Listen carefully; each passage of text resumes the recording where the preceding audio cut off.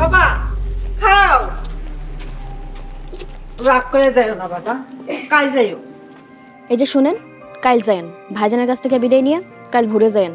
আমার এত শখ নাই, তো করে রাইখা গেলাম, দেখি তোকে ভাইজান তো করে কয়দিন খাওয়ায়। বাবা আলামিন সাহেব তো কইছে টাকা দিব, তুমি রাগ করে যাইও না। আপনি আর শাক দিয়া মাছ ডাইকেন না, একটু সুপারিশ করলে কি এমন হইতো।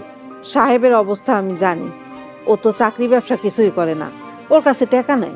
চেয়ারম্যানের জামাই, চেয়ারম্যানের কোটি কোটি টাকা, এইখান থেকে 2-3 লাখ টাকা দিলে তারা তো 13 পাইব না। আপনি সুপারিশ তো দূরের কথা, উল্টা কথা কইলেন। আম্মা যা কইছে ঠিকই কইছে, আপনি তো চাকরিটাও ঠিক মতো করতে পারেন না, খালি শুনি এই ঝামেলা সেই ঝামেলা, ব্যবসা করবেন কেমনে? এই তুই চুপ থাক, তো করে রাইখা গেলাম, টাকা না নিয়ে আমার বাড়িতে পা দিবি না। ইন্নানিল্লাহ, এসব কি বলেন? আপনি নারবি লাইনে পড়ছেন, দাখিল বাস করছেন? দেখ ফাতেমা, তুই বেশি কথা কইস না, তোর কপাল ভালো আমার মতো শিক্ষিত জামাই পাইছস। টাকা না নিয়ে আমার বাড়িতে ঢুকতে পারবি না। তোমার এই বাড়িতে আনা ঠিক হয় নাই, এই বাড়িঘর দেখা তোমার মাথা আউলে হয়ে গেছে। ভালো হয়েছে, এখন আমার আওলা নামাটা ঠিক করেন।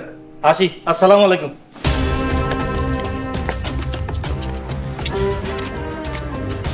মা কান্দিস না, মা কান্দিস না।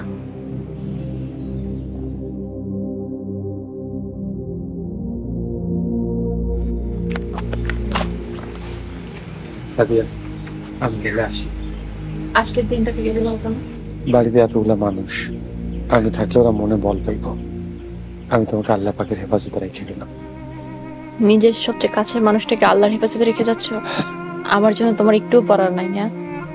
আমার সবচাইতে আপন মানুষটারে সর্বশ্রেষ্ঠ হেফাজতকারীর কাছে রেখে যেতেছি। আল্লাহ সর্বোত্তম হেফাজতকারী। চিন্তা করো না, আমরা হাইকোর্টে আগাম জামিনের আবেদন করব, আল্লাহ নিশ্চয়ই আমাকে সাহায্য করবে।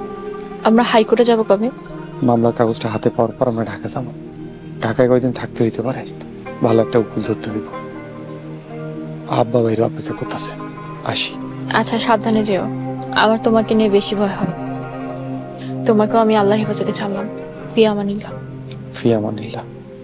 আল্লাহ হেফাজত করুক। আমিন। আমিন।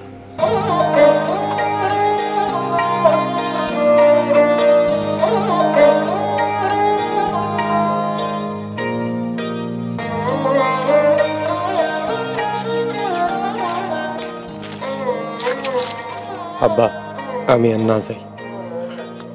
সাদিয়ার নামে মামলা হয়েছে, হয়তো আমার উপরে নজরদারি করা হইতেছে। বাবা সাহেব, তুমি ঢাকা দেয় আমার চাস্তমের বাসা থাকবা, ওইখানে থাকা খাওয়ার সব ব্যবস্থা পাকা করে রাখছি, কোনো অসুবিধা হইব না ইনশাল্লাহ। ইনশাল্লাহ, মামলার কাগজ হাতে পাওয়ার পর আমি রওনা দেব। বাবা সাহেব, তোমার এখন কঠিন বিপদ, অনেক টাকা পয়সার প্রয়োজন,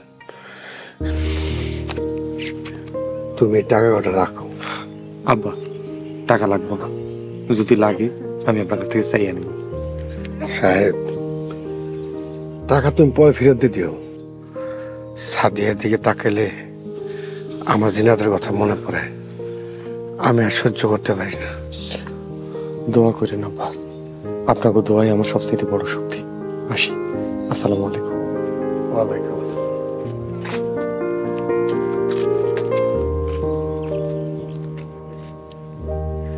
হে আল্লাহ, সাহেব আর তার পরিবারের এই বিপদ থেকে রক্ষা করেন, রহমত করেন আমার সাহেবের উপর।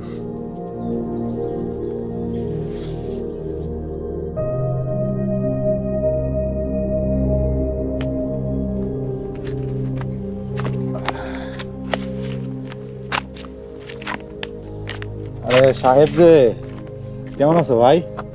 ভালো আছি মজিদ ভাই, আপনি কেমন আছেন? আছি। দেখছো রে দুলাল, সময় আমার কত খারাপ যেতেছে। গোলাম হয়ে আমার নাম ধরে ডাকছে, অবশ্য আমি কিছু মনে করি নাই। তুমি সাদের বিয়ে করে যাতে করছো, আর যোগ্যতা না থাকলেও তুমি চেয়ারম্যানের স্বামী। মজিদ ভাই, আপনার দিন ভালো না খারাপ আমি জানি না, তো এটা জানি আল্লাহ আমার গোলামি থেকে মুক্তি দিছে, এই সমাজে আমাকে সম্মানের আসন দিছে, সবই আল্লাহ পাকের ইচ্ছা। নিয়াত ভালো করেন, আপনারও দিন ভালো যাইব। সাহেব, কয়দিন তুমি তোমার পরাণ পাকড়িয়ে লুকায় রাখবা, একদিন ধরা পড়তেই, আর সেদিন বেশি দেরি নাই। তুমি এক কাম করো, বাজার থেকে কিছু রুমাল খরিদ করে রাখ, কামে দিন। আল্লাহর যেটা হুকুম সেটা হইব। তুমি কি মনে করছো আল্লাহ সবসময় তোমার পক্ষে থাকবো। এবার অন্যায় আমার সাথে হয়েছে, এবার আল্লাহ তাআলার রহমত আমার সাথেই থাকবে। নিয়ত ভালো করেন, জুলুম অত্যাচার মারামারি হানাহানি এসবের পথ ছাড়েন, আল্লাহর রহমত আপনার ছায়া হইব।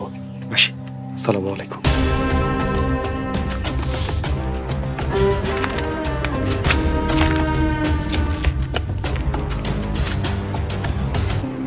আকবর, দুলাল, বলেন ভাই।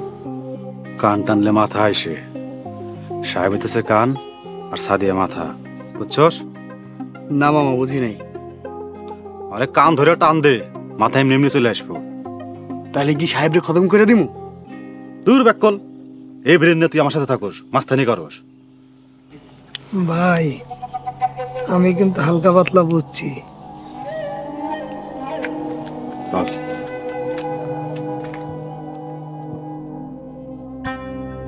হে আল্লাহ, আমার নামাজ কবুল করো। অতীতের গুনার জন্য আমাকে ক্ষমা করো। আমার আব্বা আম্মাকেও ক্ষমা করো। যে বিপদের সাথে যুদ্ধ করছি সেই বিপদ থেকে আমাকে উদ্ধার করো আল্লাহ। আমার স্বামী সাহেবকে তুমি হেফাজত করো। তার কোনো ক্ষতি আমি সহ্য করতে পারবো না। তুমি তার জানের হেফাজত করো। আমিন।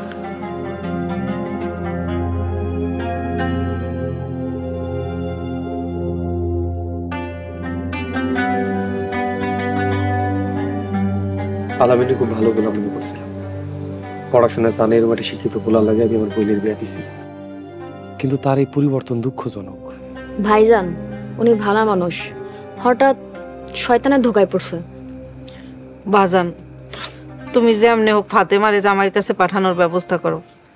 আমি একলা মানুষ, আমার খাইলেও দিন যাইব, না খাইলেও দিন যাইব। মানুষের বাড়িতে কাম করেও খাইতে পারমু। তুমি ফাতেমার সংসারটা বাঁচাও বাবা। আপনার পোলা বাইসে থাকতে আপনি মানুষের বাড়িতে কাম করবেন, এটা আপনি কি কইলেন আম্মা? আমার কি আপনার এত সীমার মনে হয়? তোমার মনে কষ্ট দিয়া থাকলে আমারে মাফ করে দাও। তোমরা এমনিই বিপদে আছো, আমরা বেড়াইতে আইয়া তোমাকে আরো বিপদে ফেলাইলাম। চিন্তা করেন না আম্মা, ফাতেমার বিয়ে আমি দিছি, ফাতেমার সংসার রক্ষা করার দায়িত্ব আমার। ফাতেমা, জি ভাইজান। কোনো দুশ্চিন্তা করবি না, তোর ভাইজান বাইসে থাকলে তোর সংসারও বাইসে থাকবো। ভাইজান উনি শয়তানের ধোকায় পড়ছে, দোয়া করেন যেন উনি শয়তানের ধোকা থেকে মুক্তি পায়। ইনশাল্লাহ। আম্মা সান, এখন ঘুমা। ফাতেমা, আমারে নিয়ে যা, আর কোনো চিন্তা করিস না, আমি আছি। চলো মা।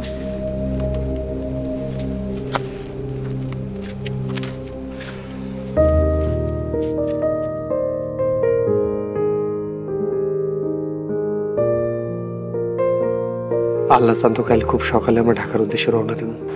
ইনশাল্লাহ। দুশ্চিন্তা করো না, রেডি থেকো। আচ্ছা ঠিক আছে, তুমি আসার সময় আলমারি থেকে টাকা পয়সা নিয়ে আসবা। একটা চেক বইও আছে, ওইটাও নিয়ে আসবা। কালকে খুব সকাল সকাল উঠতে হইব। যাও এখন বিশ্রাম নাও, অনেক দূরের যাত্রা। আচ্ছা ঠিক আছে, আল্লাহ হাফিজ। আসসালামু আলাইকুম। আল্লাহ হাফিজ।